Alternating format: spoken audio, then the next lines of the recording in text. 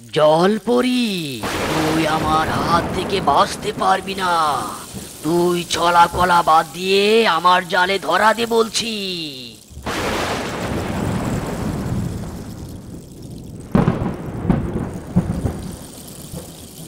না না, কোনোভাবেই এই তান্ত্রিকের জালে আটকে পড়া যাবে না।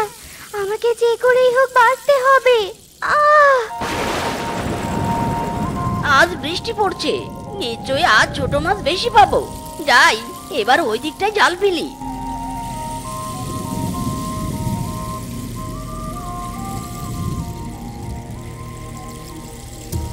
বাঁচাও, বাঁচাও, আমাকে ওই তান্ত্রিকের হাত থেকে বাঁচাও, বাঁচাও, আমাকে আশ্রয় দাও, নিরাপদ আশ্রয় দাও।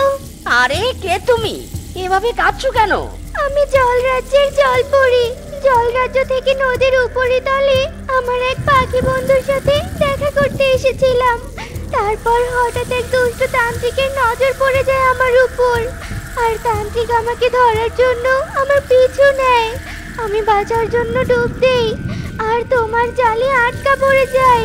দয়া করে তুমি আমাকে বাঁচাও, আর আমাকে নিরাপদ আশ্রয় দাও। ওই দুষ্ট তান্ত্রিকের হাত থেকে আমাকে বাঁচাও। আরে জলপরি, তুমি কেঁদো না, আমি তোমাকে সাহায্য করব।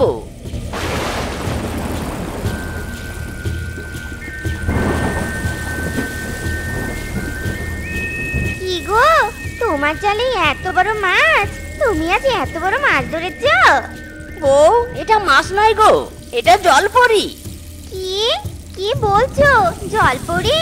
কিন্তু তুমি জলপরি দেখা কোথায় পেলে গো? তবে শোনো,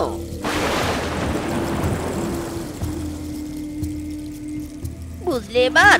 জলপরির এখন নিরাপদ আশ্রয় প্রয়োজন, তাই তাকে আমার সাথে এনেছি। যাকে ভালোই করেছো। তবে চলো আমরা জলপরি থাকার ব্যবস্থা করি। জলপরি তো শুকনোতে থাকতে পারবে না।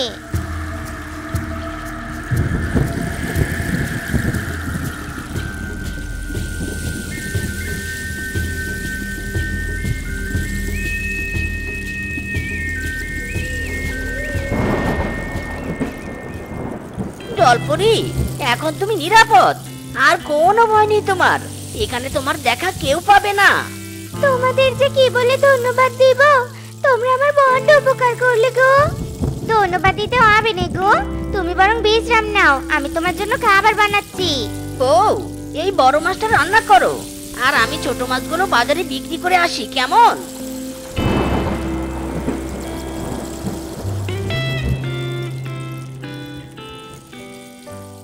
জলপরি আন্টি, ও জলপরি আন্টি ওঠো। এই দেখো মা তোমার জন্য খাবার বানিয়েছে। ওঠো, খাবে না তুমি?